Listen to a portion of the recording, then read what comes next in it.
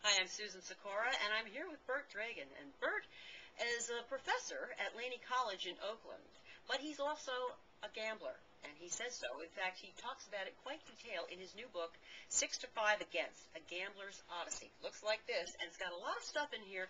Particularly, he's got some questions in here that you can actually maybe take a little self-quiz if you think you might need it or suspect you might have a problem with gambling. Bert, shall we go through some of these? Let's go. Okay. You have a series of 20 questions. A couple of them really caught my eye. One of them was said, did you ever lose time from work or school due to gambling? That's a very important question. I have to ask. You asking me, or you want me to reflect on the question? One of the things that in the question it says to me, first of all, you say school, so I'm assuming there are very young gamblers as well. Mm-hmm. Is there a profile? Well, there are a lot of teenage gamblers. Really?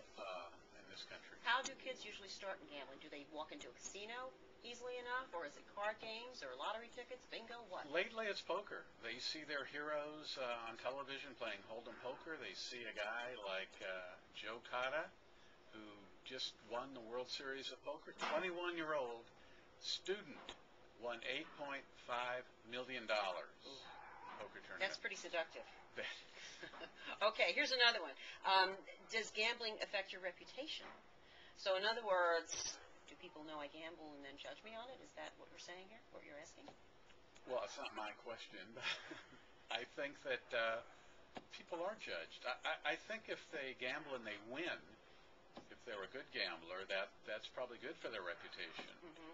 But if they're gambling and they have a problem and people know it, that is not quite socially acceptable. I had a relative who was a gambler, and the son said to me once, you don't know what it's like when he loses, because you don't hear about those times. Right. Mm-hmm. Yeah. Okay, here's another one, and this, I think, speaks to the times we're in, because the economy is tough right now, and it might be very tempting to think you'd be that one in a million that can just cash in. Do you ever gamble to get money with which to pay debts or otherwise solve financial difficulties? Pretty common now? I'm not sure how common, but I'm sure it's happening more now, and that to me is probably the most obvious cue to anybody. If you're gambling to try to win money to pay debts, soon you start chasing your losses, and that is the key that you have a serious gambling problem. Here's another one also on the same light, really, and that is, did you often gamble until your last dollar was gone? A lot of people probably doing that now, too. I can relate to that. I remember doing that, and I'm sure there are people that are doing that also. Did you ever borrow to finance your gambling? I think I did, but not that much. But people doing that now, again, that's a serious Do you think it's pretty common if somebody would go out and borrow to gamble that they would tell the person from whom they are borrowing what they're going to use the money for? I think in most cases they would not. Mm-hmm. In the book there are several profiles of people, and that's a pretty common thing.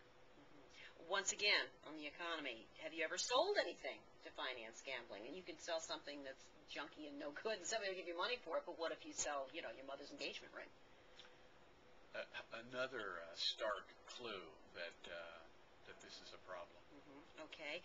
Have you ever gambled to escape worry or trouble? Common? This is most common these days with the machines. Slot machines, poker machines. When people who get addicted, they like to just zone out and forget everything.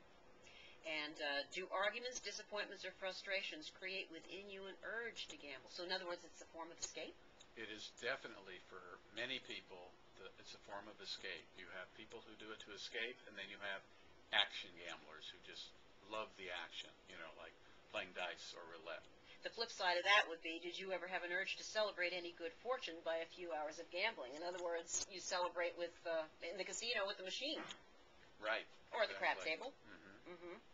And then there's the last one is pretty troubling that we're going to cover here today, and that is, have you ever considered a self-destructive suicide as a result of your gambling?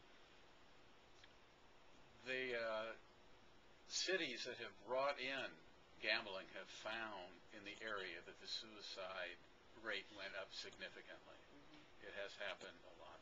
The other test you have in here also talks about, or one of them does, about where you may have seen this behavior, and one of them is check the following people in your life who have had a gambling problem, father, mother. Is this a learned thing, this behavior? I mean, if you never were around a gambler and you have the addictive personality of a gambler, might you never have the problem? This is an ongoing argument between people in the industry and people who want to give aid to compulsive and problem gamblers. Is the game seducing people? If the game wasn't there, would a compulsive gambler find some place to gamble? And even the people who are doing research say it's not the game. It's that would be like saying that an alcoholic becomes drunk because there's a liquor store. I see. So also, they will tell people who are alcoholic the first drink is the worst drink.